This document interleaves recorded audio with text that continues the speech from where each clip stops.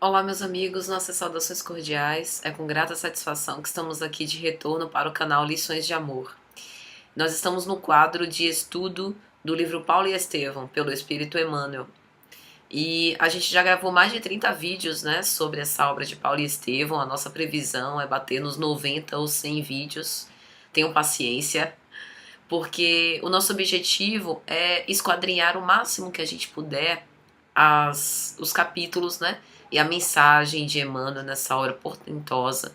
Uma obra que, quando a gente lê ou aprecia de uma forma mais rápida, acabam ficando perdidos detalhes, né? Passando despercebidos, detalhes preciosos e tão contemporâneos nossos.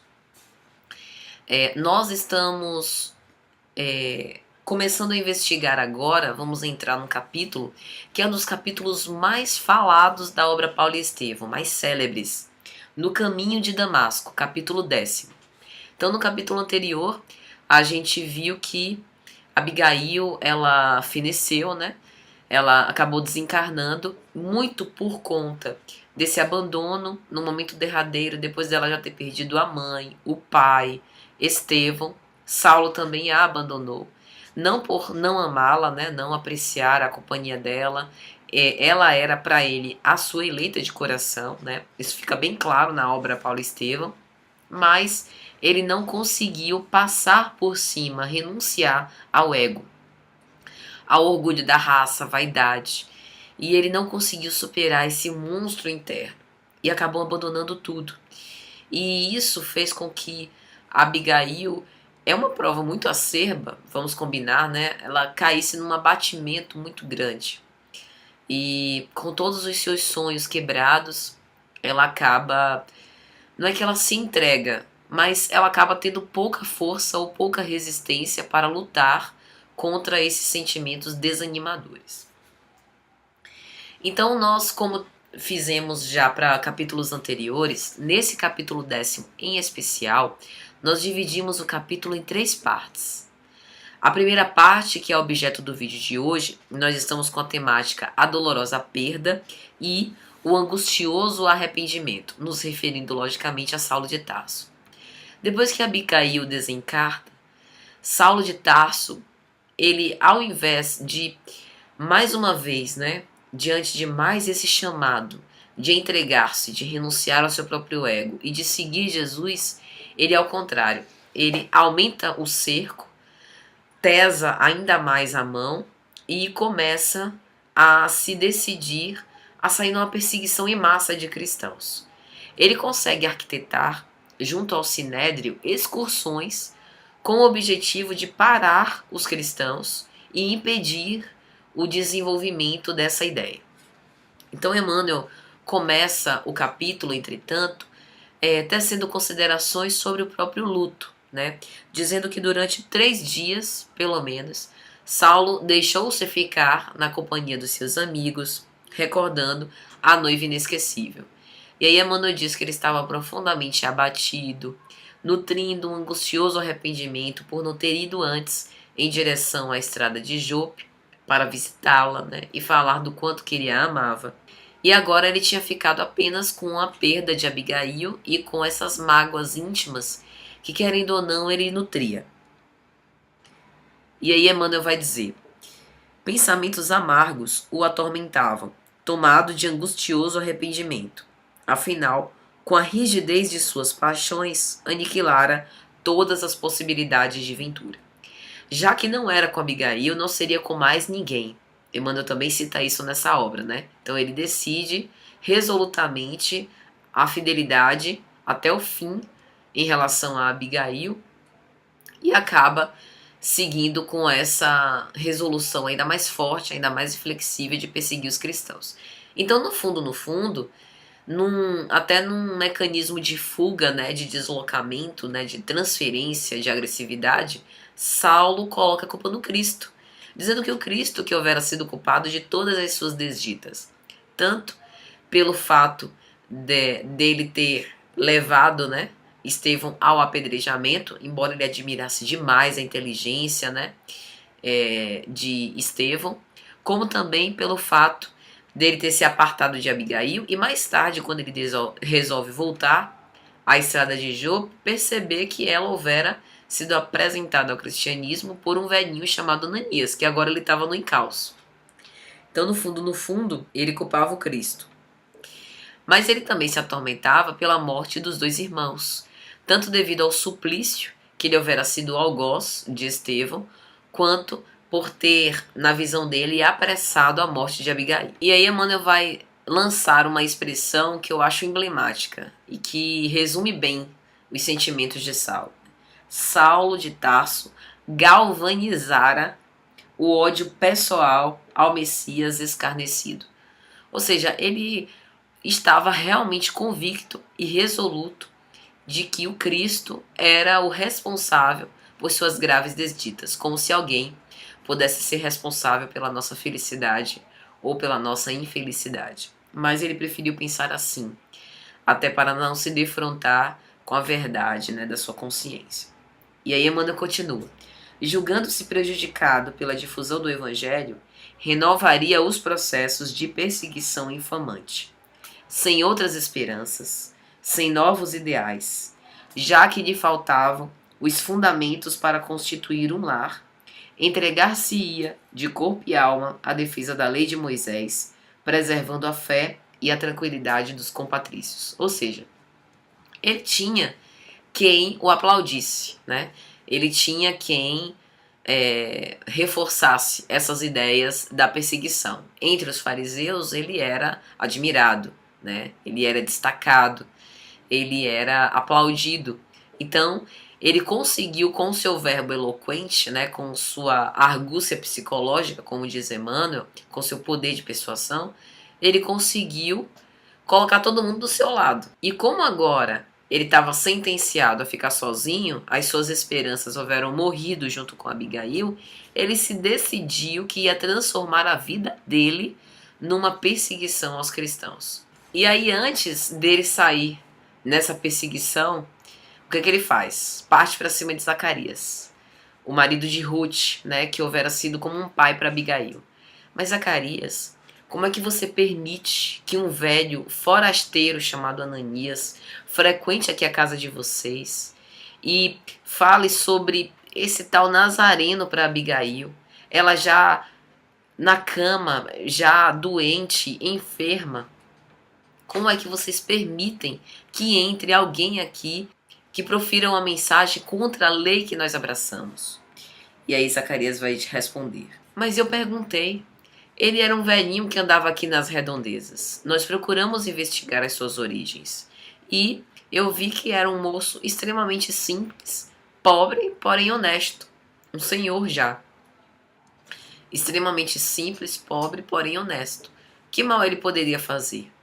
Aí Saulo argumenta, mas mesmo assim, é um risco muito grande. Eu não entendo como é que você foi tão tolerante em relação a isso. Ou seja, assim como Saulo projetava os seus demônios internos para Jesus, dizendo que ele houvera sido o grande responsável pela sua desdita, fazia agora algo análogo em relação a Zacarias. E aí Emmanuel vai registrar uma resposta que é bem marcante. Eu não me julguei com o direito de subtrair aos outros o objeto de suas consolações mais preciosas. Ou seja, Abigail estava num momento frágil da sua existência. E aí chega um velhinho trazendo uma mensagem consoladora, um lenitivo. Como é que ele ia evitar ou impedir essa aproximação? Você estava fazendo bem para a menina. Então realmente é um argumento forte. E aí ele continua. Sem compreender as razões que te levaram a desaparecer da nossa casa, compadeci-me da sua amargura íntima, a traduzir-se em tristeza inalterável, ou seja, o desalento pelo abandono. Então aqui Zacarias acaba jogando na cara de Saulo, que ele se afastou sem querer para quê, sem dar nenhum tipo de justificativa nesse seu comportamento intempestuoso e que aquilo acabou, de certa forma, agravando o estado da pobrezinha. E aí ele continua. Como não proceder assim se estava em jogo a paz espiritual de uma filha dileta nos derradeiros dias da sua vida. Então, aí foi um tapa forte ao sentimento já de angústia, mágoa, remorso, arrependimento que Saulo tinha. E aí, a partir daquele momento, Saulo, admirado, né? Mesmo Zacarias falando com serenidade e ponderação, mas aquilo dilacerava as suas emoções. E aí ele diz: certo, mas eu não quero, não posso e não devo exonerar-me do compromisso que assumi em desafronta da lei. E aí ele sai para perseguir os cristãos, utilizando mais essa justificativa. Zacarias, mais uma vez, tenta conduzir Saulo à consciência, mas Saulo, para e pensa. Você vai sair para perseguir, para matar o homem que deu a consolação, aquela que você diz que amou durante sua vida inteira, ainda que seja a pretexto de cumprir a lei de Moisés. E aí Emmanuel vai dizer: no dia seguinte, muito consternado, Saulo regressou à cidade, ansioso para encher o vácuo do coração, perdido no labirinto das horas vagas. Ou seja, ele pretendia encher o seu vazio existencial com o ódio da perseguição aos cristãos. E aí ele começa a ir no encalço de Ananias. E aí ele chega a um homem chamado Matatias Jonaã. E aí ele pergunta: você conhece Ananias? E o rapaz responde: sim, eu conheço. Conheci nas vésperas da minha prisão há 1 mês. E onde ele reside? E o rapaz, relutante em não dizer. E aí Saulo apela para a sua autoridade. Como ousas mentir para um doutor da lei? Confessa agora. E o rapaz não confessa.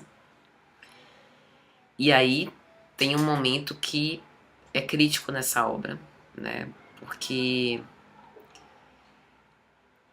assim, pra gente que tem uma afeição com o apóstolo Paulo, se defrontar com os excessos da sua inflexibilidade choca e magoa, né? Então tem uma parte da obra em que Emmanuel vai narrar que Saulo aplicou castigos para fazer com que o preso confessasse. Assim narra Emmanuel: Júlio, não temos tempo a perder. Necessito da informação necessária. Aplica-lhe o tormento das unhas. Acredito que por esse processo, este homem não se animará a prosseguir na dissimulação da verdade. E aí, o jovem clamando, e as suas unhas foram arrancadas à força por um instrumento de tortura. Saulo fez uso disso. Isso é útil para a gente citar e refletir, para que a gente possa perceber o salto qualitativo moral que Saulo de Tarso deu. Se Saulo tivesse desencarnado naquele momento, ele morreria como um assassino, com requintes de crueldade, como a gente está vendo aqui, fazendo uso de torturas. No momento em que o Cristo lhe aparece, que é o que a gente vai ver daqui a pouco, a gente sabe que ele decide renunciar a tudo e segui-lo. Mas se a gente se perde nesses detalhes da obra, a gente não percebe a grandiosidade do esforço que foi para Saulo tomar essa atitude. Converter-se de criminoso a um autêntico e legítimo cristão, para ele não foi fácil. Foram renúncias muito grandiosas. Então esses detalhes nos servem, embora firam a nossa sensibilidade, para que a gente se dê conta de que é possível, se nós verdadeiramente quisermos. E aí o rapaz clamando por piedade: por piedade, não façam mais isso comigo, eu confesso. E aí Saulo então pediu que fossem sustados os tormentos, e o moço começou a dizer: Senhor, Ananias não se encontra mais em Jerusalém. Em nossa última reunião, 3 dias antes de cairmos no cárcere, o velho discípulo se despediu, afirmando que ia se fixar em Damasco. E aí Emmanuel vai dizer: aquela voz lamentosa era um eco de profundas amarguras, a se represarem num coração moço, mas repleto das penosas desilusões da vida. Saulo, entretanto, parecia não ter olhos de ver sofrimentos tão comovedores. E isso também é um recado para nós.